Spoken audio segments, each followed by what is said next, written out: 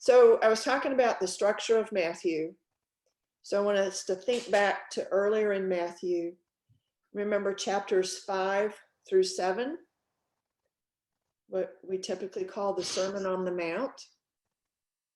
And how does that, those 3 chapters, how does that start out chapter 5?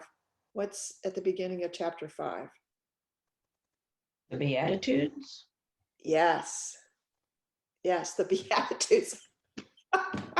The Beatitudes are at the beginning of chapter 5. All right. So, so now, and so that was a 3-chapter series of teachings by Jesus. All right. Remember, there were lots of parables, lots of teachings by Jesus in chapters 5 through 7.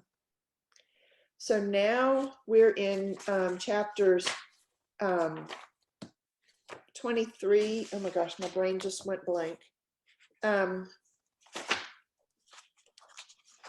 it's 23, 24, and 25. All right. That's called the judgment discourse in my other commentary that I use. So these 3 chapters are another series of teachings by Jesus. All right. So this series of teachings have a different tone to them than the Sermon on the Mount in chapters 5 through 7. But they're structured in kind of a similar way, in that chapter 23, which we started last week, starts with a series of specific things, specific statements, and they're woe statements. A lot of translations start them off with woe, which is an Old Testament language kind of use. All right, that in the Old Testament, woe to blah, blah, blah, blah, blah. You know, there's a lot of that in the Old Testament. And so it's, similar to that. Barclay, instead of using woe, uses the phrasing, alas for you. All right. And they're pretty much geared and directed at the scribes and the Pharisees. All right. Alas for you, the scribes and the Pharisees. Okay. And these teachings are pretty much directed. So it started with verse 13. Alas for you, and we did this last week. Alas for you, scribes and Pharisees, hypocrites, for you shut the door to the kingdom of heaven in the face of men. You yourselves are not going into it, nor do you allow those who are trying to get into it to enter it. So telling the Pharisees and the scribes they're keeping people from entering the kingdom of heaven. So, and these woe statements are used in other places in the New Testament as well. In the book of Revelation, there are these woe statements as well, sort of these statements of warning about behaviors and consequences for behaviors, and how you treat, now we would see it in terms of how we treat the church. But Jesus is directing this to the scribes and the Pharisees in terms of how they're leading the Jews at that time, and how they're instructing them and teaching them. And so we're going to get into a lot of specifics about that today. All right. So real uplifting stuff. Okay, so Sarah, we're on page 340 in Barclay, volume 2 on Matthew. Okay. Chapter 23, and we're going to do verses 16 through 22. So Sarah, would you read that for us?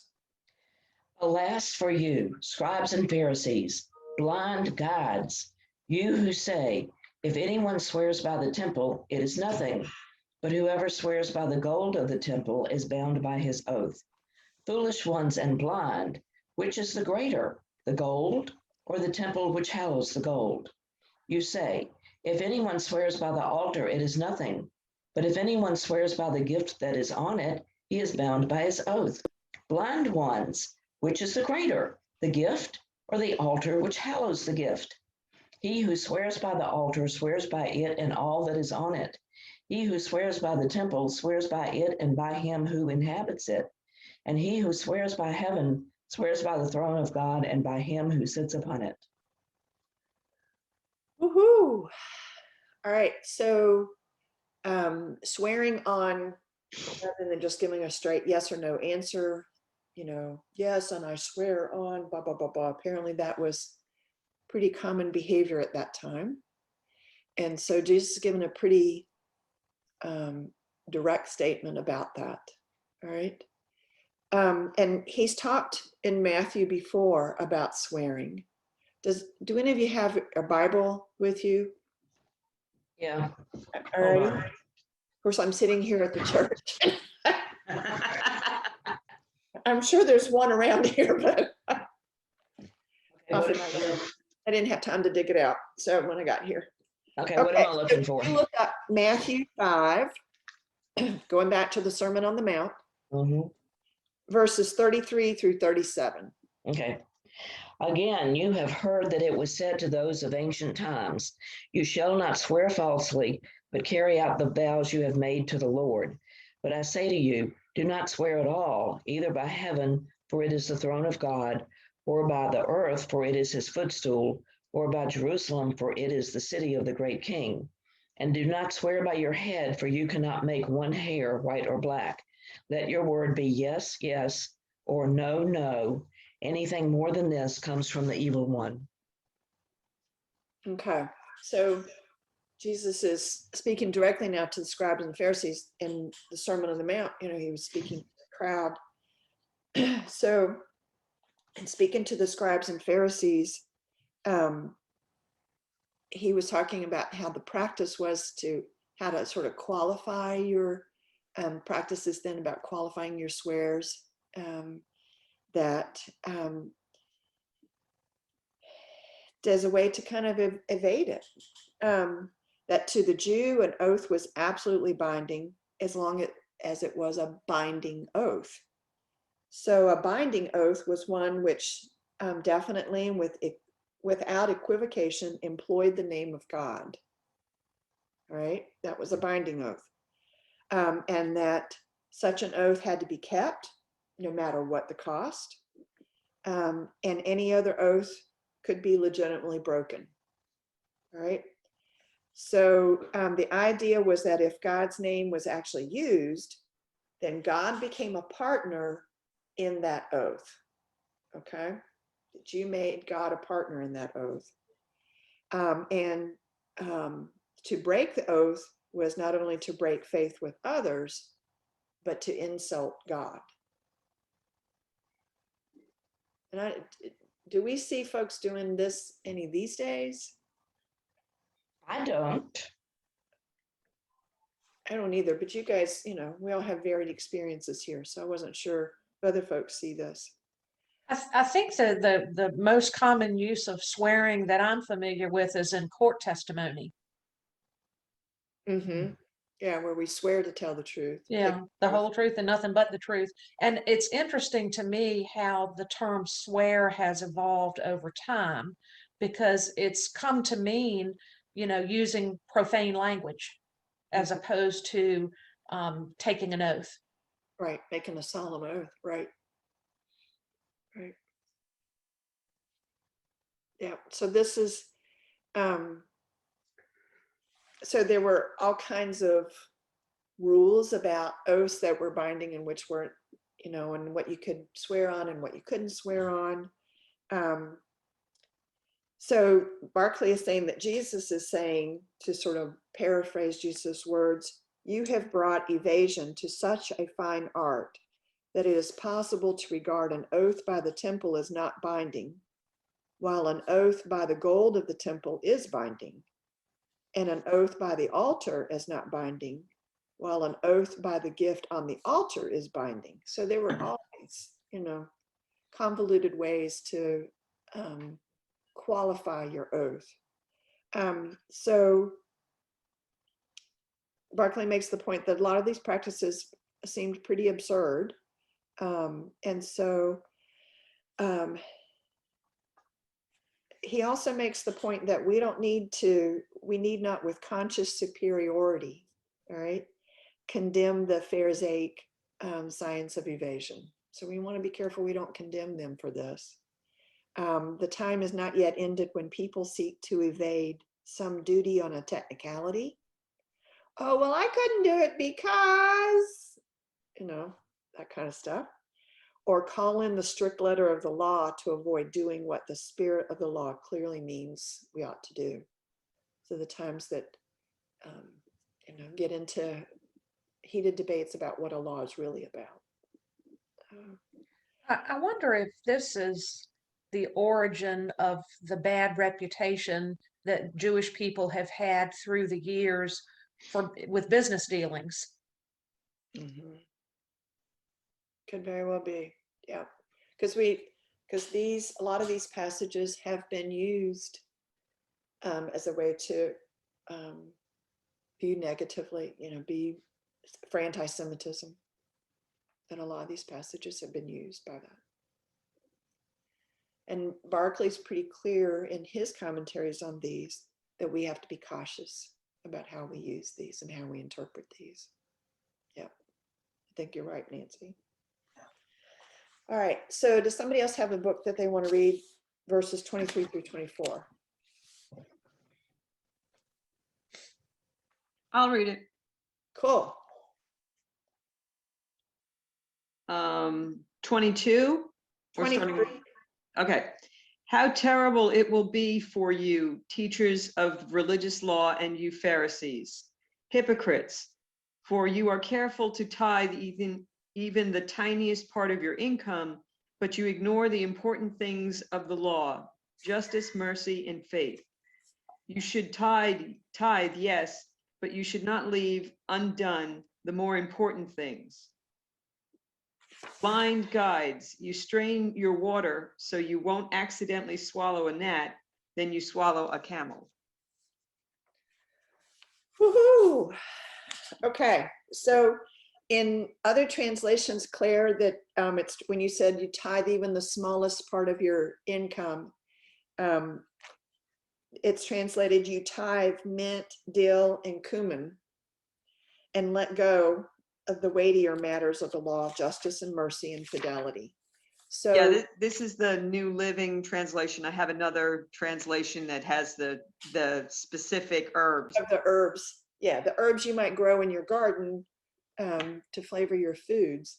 So being so detailed about those tithes that you even have to tithe 10% of the 2 tablespoons of dill that you might harvest in a year, which is, so tithing was very important. And so of crops, that was very important, that 10% of your crop you gave back to the temple.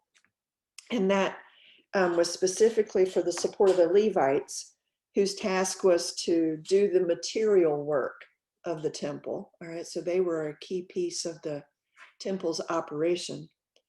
So, but anyhow, so getting into that and really focusing on, did you tithe, 10% of your 2 tablespoons of dill and stuff, but forgetting the major work of God, of the justice and mercy and loyalty.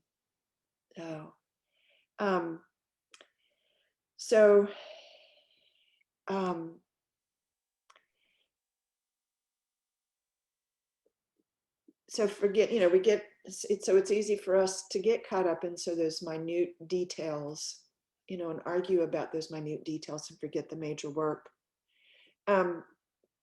So, and then it talks about straining, your translation said straining out a gnat. It could be the practice was with wine in particular, that you strained it through a piece of muslin, because if you ate that gnat, that little bitty gnat, or drank that little gnat, that was unclean. All right. So you were fastidious about, they're taught to be fastidious about straining out the gnat, but then missed the bigger thing. And the camel is also unclean. and so swallowing a camel while you're working to avoid the gnat. So do we see other times when we lose proportion? We lose that sense of that proportion about what the big issues are. I think I see it today, talking to people who've been in public education. My sister was a occupational therapist in the Hanover County Schools, and she was there for maybe 10 or 12 years. Said by the time she left, she was spending half of her workday doing paperwork and not helping the students. And I think more and more jobs have gotten that way, that we're having to do so much paperwork to make happy some accreditation or some, ruling that was made by people who've never been in a classroom. And yet it takes away from the purpose of your job to start with. Well, I think people are also guilty of that, and I'm probably at the top of the list. We all get wrapped around the axles decorating for Christmas instead of pausing and taking time to consider what we're celebrating. Right. Yes, there was something on Facebook recently that the supply chain issues were going to really put a damp, it went so far as to say, Christmas could be canceled because of the supply chain.